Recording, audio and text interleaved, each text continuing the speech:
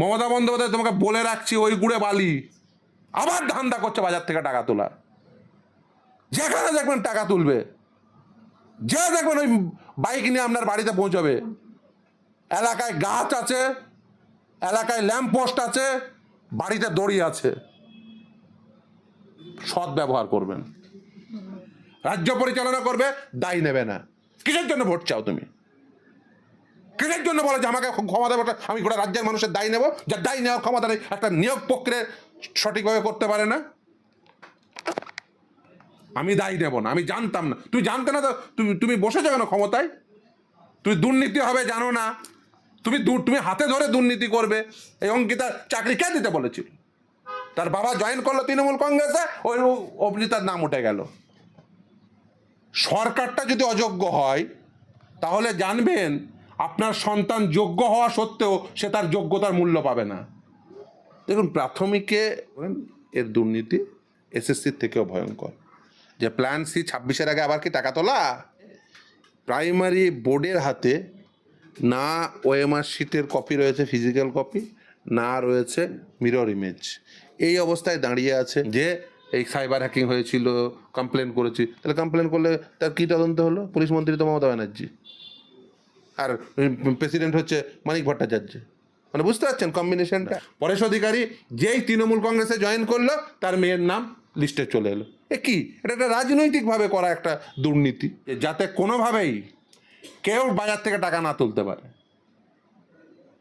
এরা আবার ধান্দা করবে।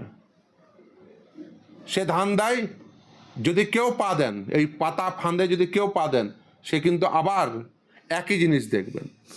আপনি যদি এই প্রাথমিকের সোমেন নন্দীর মামলার পরিপ্রেক্ষিতে সিবিআই তদন্ত করছে, 3rd সাপ্লিমেন্টারি চার্জশিট তারা জমা দিয়েছেন, সেখানে দেখেছেন অভিষেক বন্দ্যোপাধ্যায় 15 কোটি চাইছে। সেখানে দেখেছেন কিভাবে এই গোটা রাজ্য জুড়ে একটা র্যাকেট তৈরি হয়েছিল। সেই র্যাকেট বেসিক্যালি তারা বাজার থেকে টাকা তুলে চাকরি বিক্রি করেছে।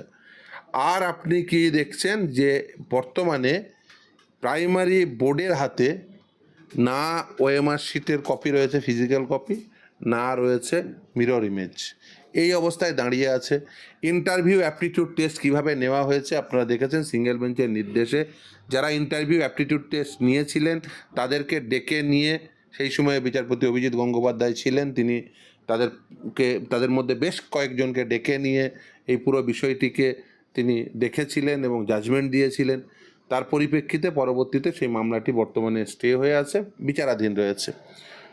দেখুন, প্রাথমিকে আমি বলবো, যদি আপনি আমাকে ব্যক্তিগতভাবে জিজ্ঞাসা করেন, এর দুর্নীতি এসএসসির থেকেও ভয়ঙ্কর। আপনি যদি এসএসসির জাজমেন্টটি পড়েন সুপ্রিম কোর্টে, তাহলে দেখবেন মূলত জাজমেন্টটি হয়েছে একটাই কারণে, মানে দাদা দুটো কারণে। একটা হচ্ছে যে ওএমআর শিটের ফিজিক্যাল কপি নেই, মিরর ইমেজ নেই, এবং গোটা প্রক্রিয়াটিকে কভার আপ করার জন্য, মানে দুর্নীতি হয়েছে সে দুর্নীতিটিকে কভার আপ করার জন্যই তারা একটা প্রয়াস চালিয়ে গেছিলেন আর্টিকেল 12 অথরিটিরা। তাই এই রায়। আর প্রাথমিকের ক্ষেত্রে আপনি যদি দেখেন কভার আপের প্রচেষ্টা একইভাবে হয়েছে। প্রথমে রুলকে হাতিয়ার করে প্যানেল না প্রকাশ করা, তারপরে ওএমআর শিটের আবার সেই রুলকে হাতিয়ার করে ফিজিক্যাল কপি ধ্বংস করা, এডিটেবল কপি রেখে দেওয়া, মিরর ইমেজ না রাখা, এই সমস্তগুলো কভার আপ বলেই আমার মনে হয়। এবং শুধু তাই নয়, West Bengal board of primary education তারা কিন্তু আদালতের কাছে এফিডেভিট দিয়ে জানিয়েছে যে অবৈধ চাকরি প্রাপক রয়েছে, যদিও সেই মামলাটি সুপ্রিম কোর্টে বিচারাধীন বর্তমানে। এই অবস্থায় দাঁড়িয়ে রয়েছে প্রাথমিকে। শুধু তাই নয়, আপনি যদি প্রাথমিকের একাধিক নিয়োগ হয়েছে, টেট 2014 থেকে, টেট 2014 থেকে 16 সালের নিয়োগ হয়েছে, টেট 2014 থেকে 20 সালের নিয়োগ হয়েছে। 20 সালে এসে তারা আদালতে একসময় প্যানেল না প্রকাশ করার পরে মামলা হয়। তারা আদালতে এসে বলে যে প্যানেল আমরা প্রকাশ তো করেছিলাম, লিস্ট দিয়েছিলাম, কিন্তু ডিউ টু সাইবার হ্যাকিং সেটা লিস্টটা তুলে নিতে বাধ্য হয়, এবং সেই রেসপেক্টে সাইবার হ্যাকিং যেহেতু হয়েছিল একটা কমপ্লেন রুজু হয়। আজকের দিন পর্যন্ত সেই অভিযোগপত্রের কপি কেউ জানে না, কেউ দেখেনি। আমি বারবার বিভিন্ন আদালতে বলেছি যে অভিযোগপত্র যেটা ছিল সেই অভিযোগপত্র কোথায়।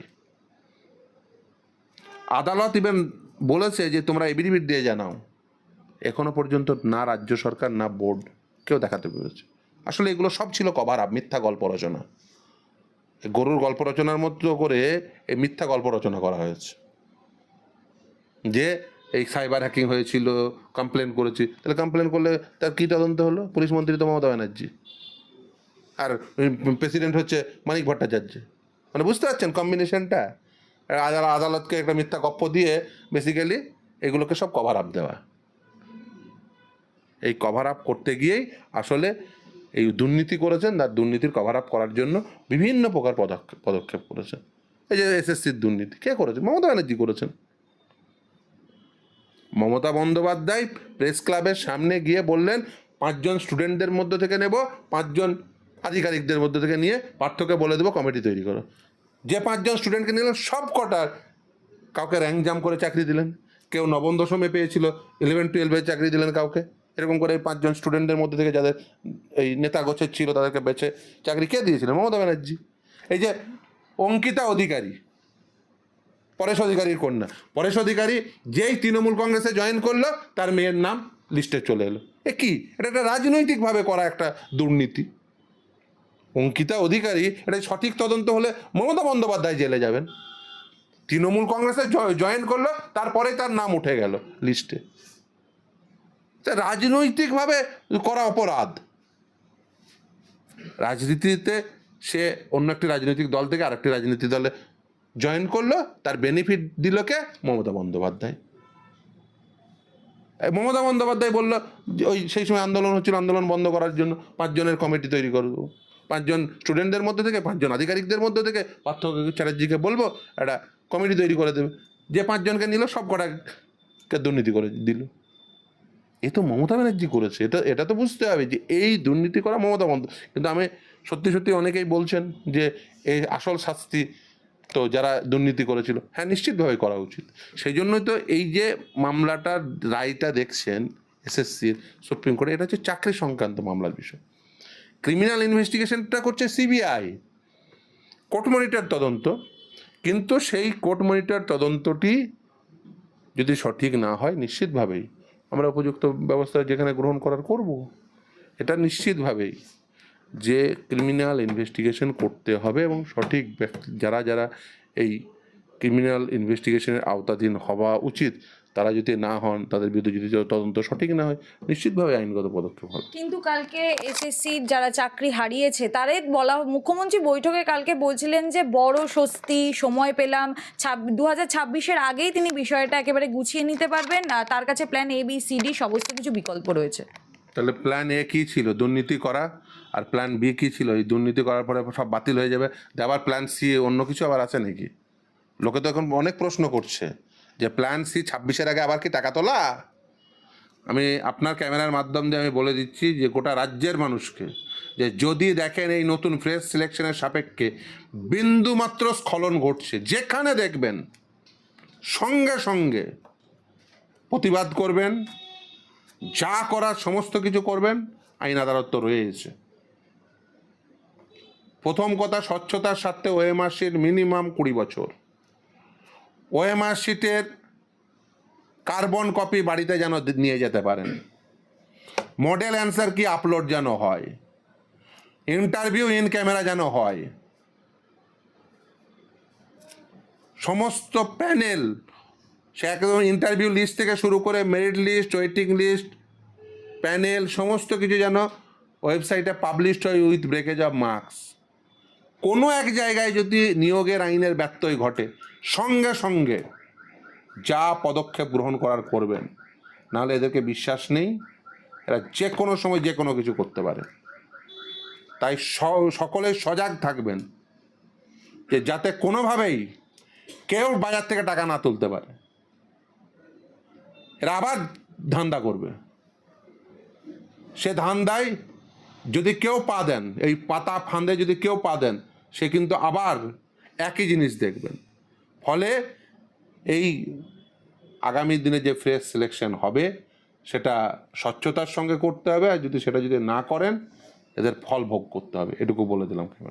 দেখুন, এসএসসি যাদের নিজের এখনো পর্যন্ত চিহ্নিত করতে পারেননি তারা স্কুলে যান, কিন্তু সেই চিহ্নিত কাদের করতে পারেননি সেই লিস্টটি দিতে হবে। আদালতে তারা এফিডেভিট দিয়েছিলেন, যেমন গোপীনাথ ভঞ্জ ভার্সেস শেতাবুদ্দিনের ম্যাটারে দেখবেন কলকাতা হাইকোর্টেই তারা এফিডেভিট দিয়েছিলেন। সেখানে কিছু শব্দবন্ধ লিখেছিলেন, সেই শব্দবন্ধের বাংলা তর্জমা হচ্ছে, এখনো পর্যন্ত যাদের আইডেন্টিফাই করা গেছে অ্যাজ এ অবৈধ সেই সংখ্যাটি হচ্ছে এটা, অর্থাৎ চিহ্নিত অবৈধ সংখ্যাটি এটা। এর বাইরে যে যারা আছে তারা সকলেই বৈধ, এই কথা কখনো এসএসসি বলেনি। একটা করে এফিডেভিট আসছে আর সংখ্যা বাড়ছে, সংখ্যা পরিবর্তন ঘটছে। চিহ্নিত অবৈধের সংখ্যা বলেছেন, কিন্তু বৈধের সংখ্যা বলেননি। চিহ্নিত অবৈধ মানে এই নয় তার বাইরে কেউ অবৈধ নেই।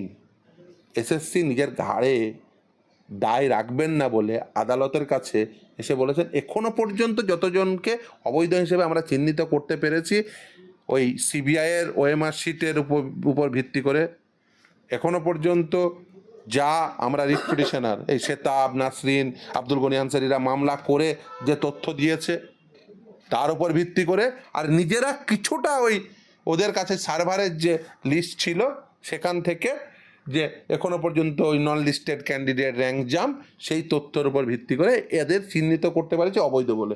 কিন্তু এর বাইরে একজন অবৈধ নেই এ কথা কখনো এসএসসি বলেনি, কারণ দায় নেবে না।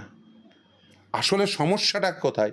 সমস্যাটা হচ্ছে কেউ দায় নেবে না, রাজ্য পরিচালনা করবে দায় নেবে না। কিসের জন্য ভোট চাও তুমি? কিসের জন্য বলো যে আমাকে ক্ষমতা দেবো, আমি গোটা রাজ্যের মানুষের দায় নেব? যার দায় নেওয়ার ক্ষমতা নেই, একটা নিয়োগ প্রক্রিয়া সঠিকভাবে করতে পারে না। আমি দায়ী নেব না, আমি জানতাম না। তুমি জানতে না তো তুমি বসেছো কেন ক্ষমতায়? তুমি দুর্নীতি হবে জানো না, তুমি হাতে ধরে দুর্নীতি করবে। এই অঙ্কিতার চাকরি কে দিতে বলেছিল? তার বাবা জয়েন করলো তৃণমূল কংগ্রেসে, ওই অমনি তার নাম উঠে গেল। দুদিন বসে আন্দোলন করছে, তাদের মাঝখান থেকে কয়েকটা নেতা গোছের লোককে, ওই দুজন ছেলে 4জন মেয়ে, তাদের মনে হলো যে এদেরকে চাকরি দিয়ে দিলে আন্দোলন বন্ধ হয়ে যাবে, সেই 5 জনকে ডেকে নিয়ে এলে র্যাংজাম করে চাকরি দিয়ে দিলে। সেই ছেলেগুলোকে করাপ্ট করলে। ইনসান তো তার তো লিস্টে নাম ছিল, শেতাবের পরে ছিল, কেউ বলেনি। মমতা দেখছে যে এই তো এদের মধ্যে থেকে নেতা গোছের আছে, ওকে ধরে চাকরি দিয়ে দাও, র্যাংজাম করে ওকে চাকরি দিয়ে দাও, মুখ বন্ধ করে দাও, আন্দোলনটা ভেস্তে যাবে। যারা এখনো পর্যন্ত স্বচ্ছতার স্বার্থে আন্দোলন করছেন, কথা বলছেন, জেনে রাখুন, বুঝে রাখুন যে মমতা আপনাদেরকেও করাপ্ট করার জন্য সমস্ত রকম পদক্ষেপ করবে। কিন্তু মুখ্যমন্ত্রী তো বলছে আমি নিজের ক্ষেত্রে ভুল করতে পারি, কিন্তু মানুষের ক্ষেত্রে কখনো ভুল করি না, আইনের ওপর আস্থা। দেখুন, পশ্চিমবঙ্গের মানুষের সব থেকে বড় ভুল হয়েছিল একজন অযোগ্যকে সরকারে বসিয়েছে। সরকারটা যদি অযোগ্য হয় তাহলে জানবেন আপনার সন্তান যোগ্য হওয়া সত্ত্বেও সে তার যোগ্যতার মূল্য পাবে না। সমস্যাটা হয়ে গেছে সরকারটা অযোগ্য। ফলে একজন অযোগ্য সরকার এবং অযোগ্য সরকারের মাথায় যিনি বসে আছেন তার অযোগ্যতার জন্য যোগ্যরা তার মূল্য পাচ্ছে না। নিশ্চিতভাবে 26,000-এর মধ্যে অনেক যোগ্য রয়েছে এবং বৈধ রয়েছে। কেন এই যোগ্য এবং এই বৈধরা আজকে তাদের এই দিন দেখতে হলো? তার কারণ সরকারটা অযোগ্য। এই অযোগ্যতা হচ্ছে সরকারের অযোগ্যতা রয়েছে এই সরকারের মাথায় যারা বসে আছেন তারা যদি অযোগ্য হতেন, তারা যদি অযোগ্য না হতেন, তারা যদি যোগ্য হতেন, তাহলে কিন্তু এই দিন দেখতে হতো না। দুর্নীতি হবে, দায় নেব না, অথচ দুর্নীতি করব। এটা হচ্ছে মমতা বন্দ্যোপাধ্যায়ের স্ট্র্যাটেজি। আসলে এই দুর্নীতি করেছেন উনি, যে বলছেন না যে আমি খুশি এই রায়ে, উনি হয়তো অন্য কোনো একটা প্ল্যান মাথায় ওর ঘুরছে। এই সুযোগ 26-এর ভোটের আগে বাজার থেকে আবার কিছু তুলবো, ও গুড়ে বালি। মমতা বন্দ্যোপাধ্যায় তোমাকে বলে রাখছি, ওই গুড়ে বালি যদি মনে না করো 26-এর ভোটের আগে আবার বাজার থেকে তুলবে। আমি ক্যামেরার সামনে বলছি, যতজন পরীক্ষা দেবেন যদি দেখেন 20 বছর ওএমআর শিট রাখছে না, ঘেরে ধরবেন, ওটা ঘেরে ধরবেন, ওটা ঘিরবেন। আমি ফিরদৌস আমি বলছি ওটা ঘিরে বসে পড়বেন। 20 বছর ওএমআর শিট রাখতে হবে। ওএমআর শিট পরীক্ষা দেবেন, কার্বন কপি যদি না দেয় ঘিরে ধরবেন। আইন তৈরি করবে, 20 বছর রাখতে হবে, কার্বন কপি দিতে হবে, panel with breakage of marks প্রকাশ করতে হবে, ইন্টারভিউ ইন ক্যামেরা করতে হবে। যদি নিয়োগের আইনের যেখানে ব্যত্যয় করবে ঘিরে ধরবেন। আবার ধান্দা করছে বাজার থেকে টাকা তোলা, যেখানে দেখবেন টাকা তুলবে, যে দেখবেন ওই বাইক নিয়ে আপনার বাড়িতে পৌঁছবে। এলাকায় গাছ আছে, এলাকায় ল্যাম্প পোস্ট আছে, বাড়িতে দড়ি আছে। সৎ ব্যবহার করবেন।